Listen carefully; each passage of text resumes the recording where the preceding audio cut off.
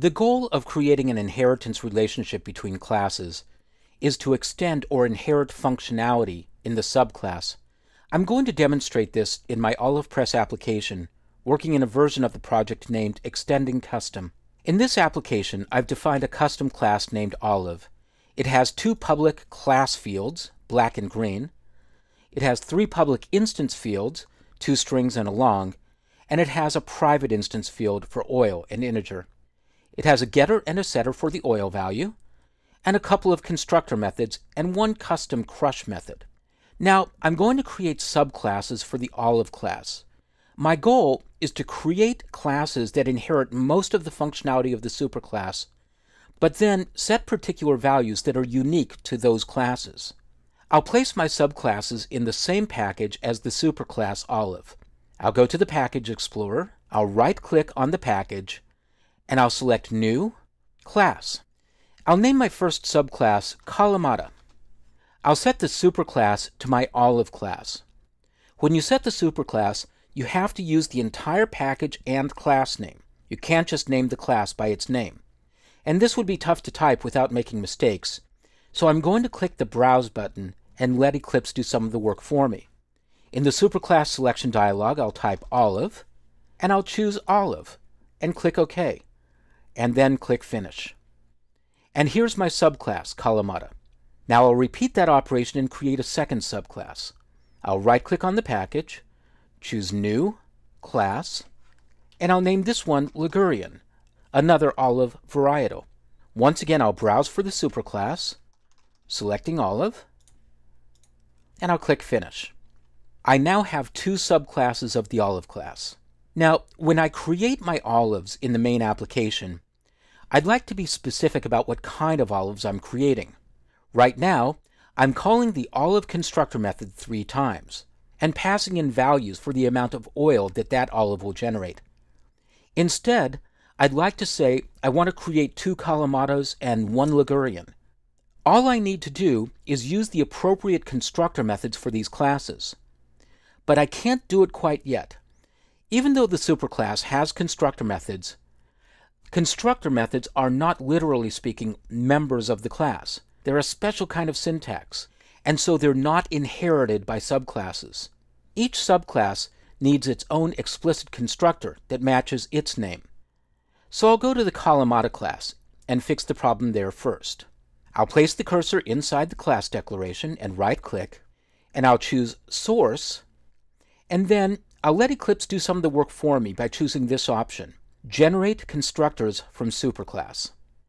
I'm asked which constructors I want to implement, the one with no arguments, or the one with the integer argument, or both. Because of the way I'm designing this application, I only want my subclasses to have no arguments constructors. So I'll deselect the version that would receive an integer argument and click OK. So here's my new constructor method. There's a single line of code here named super. The super method is a way of calling the superclass's constructor method. I'll leave that in place for the moment, and I'll just remove the to-do comment. I'll save those changes and go to the Ligurian class and repeat the process. Once again, I'll right-click inside the class declaration and choose Source, Generate Constructors from Superclass. I'll deselect the constructor that receives an integer argument and click OK. And I'll remove the to-do comment. Now I'm ready to use these subclasses in my main application. I'll go to main.java. In the main application file, I'm calling the constructor method for the superclass 3 times. Notice that I declared a variable typed as the superclass. But when I actually construct the objects, I don't have to use the superclass constructor. I can instead use the subclass constructor. The native type of the object will then be the subclass, but it can masquerade as the superclass. This is polymorphism at work. By declaring as the superclass, I can then say I've got a whole bunch of olives, but I don't have to be specific about what types of olives. But when I construct them, I can be specific and affect the behavior. So I'll go to the first constructor method call, and I'll change that to Kalamata.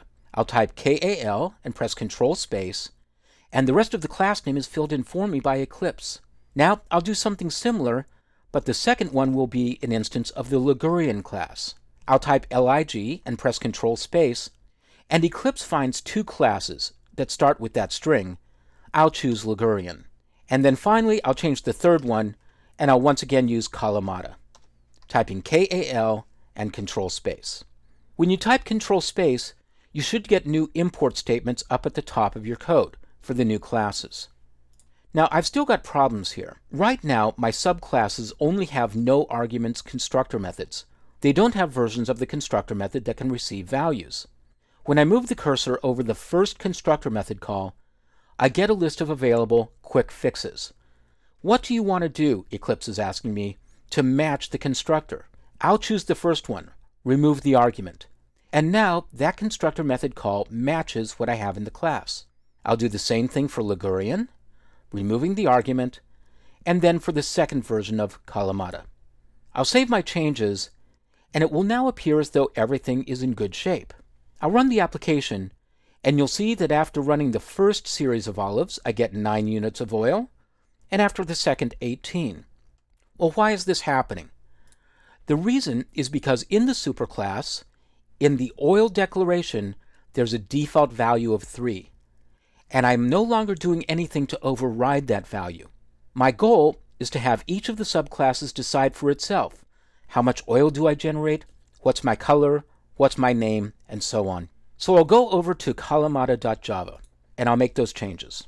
First of all, going back to the superclass, these 3 fields are public, and so I can change them from directly within the subclass.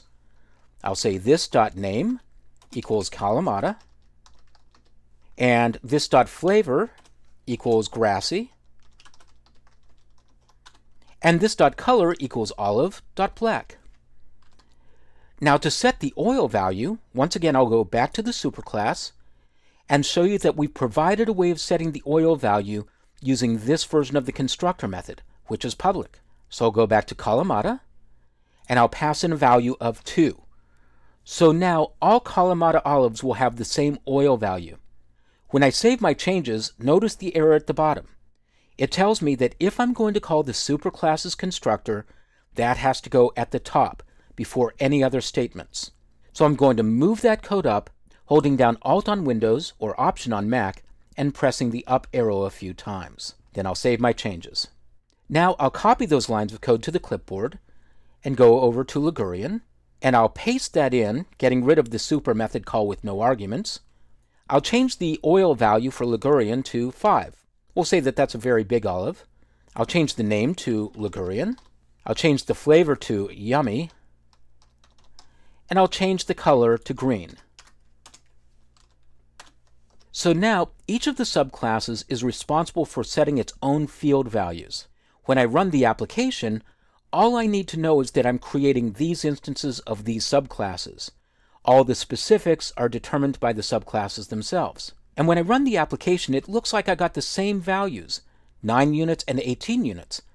But it turns out that that's because of the values and the particular combination of olives that I just selected. So I'll go back to Ligurian, and I'm going to change Ligurian so that it's a really tiny olive. It only gives me 1 unit of oil. I'll run the application again, and this time the numbers change. So you can see how creating an inheritance relationship allows you to inherit functionality from a superclass, but then set specific values in the subclass that are respected by the rest of the application. From the main application's point of view, all it needs to know is these are the types of olives. All the details are handled in the subclass code.